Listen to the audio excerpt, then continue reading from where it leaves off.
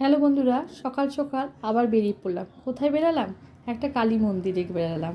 এটা এখানকার বিখ্যাত কালী মন্দির, বয়রা কালী মন্দির।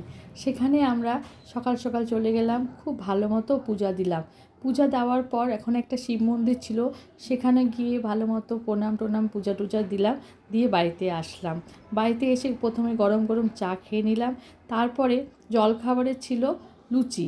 দেখো এখানে অনেকগুলো লুচির ময়দা মাখা হয়েছে এবং সঙ্গে সঙ্গে লুচির বেলাও শুরু হয়ে গেল। সকাল সকাল গরম গরম জলখাবার খাবো বলে। আর ফুলকো ফুলকো লুচি খেতে কার না ভালো লাগে। আর আমার দিদি বাড়িতে সবাইকে এরমভাবে একদিকে ভাজা হচ্ছে, একদিকে লুচি সার্ভ করা হচ্ছে।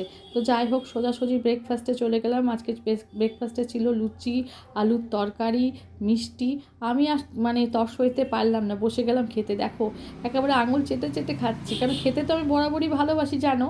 আর তার মধ্যে লুচি, সকালে জল খাবার, ওটা কি আর বাদ দেওয়া যায়? তো যাই হোক বন্ধুরা, এইভাবে আমার সঙ্গে থেকো। আমার ভিডিওটা এখানে শেষ করলাম। বাই।